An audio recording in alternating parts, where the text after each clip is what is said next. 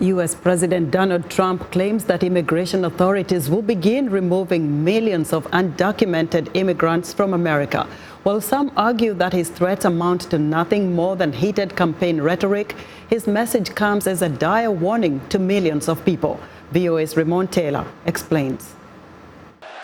Officially kicking off his re-election campaign, President Trump echoed some familiar themes. We believe our country should be a sanctuary for law-abiding citizens, not for criminal aliens.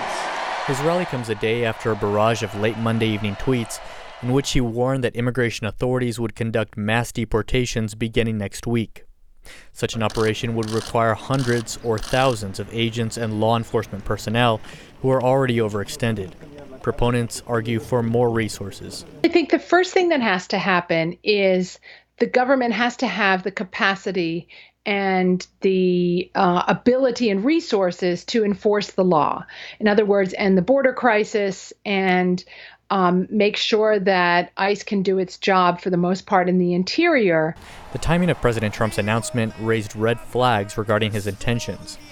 But opponents warn his rhetoric has already proven to have consequences. I think we can't put it past the federal government to do what they are saying they want to do, because obviously we saw that they went ahead with the plan to separate families at the border. And, you know, as heinous and as horrible as that was, that did not stop them from going ahead with that, right? So I think we have to take them at their word that they're going to try and do that here.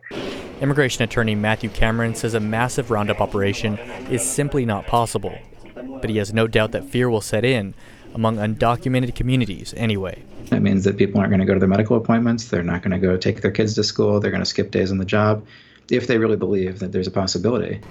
On the same evening he threatened mass deportations, President Trump said the United States was preparing to sign a safe third country agreement with Guatemala, a measure that would prevent Central Americans fleeing persecution from applying for asylum in the U.S. Ramon Taylor, VOA News, New York.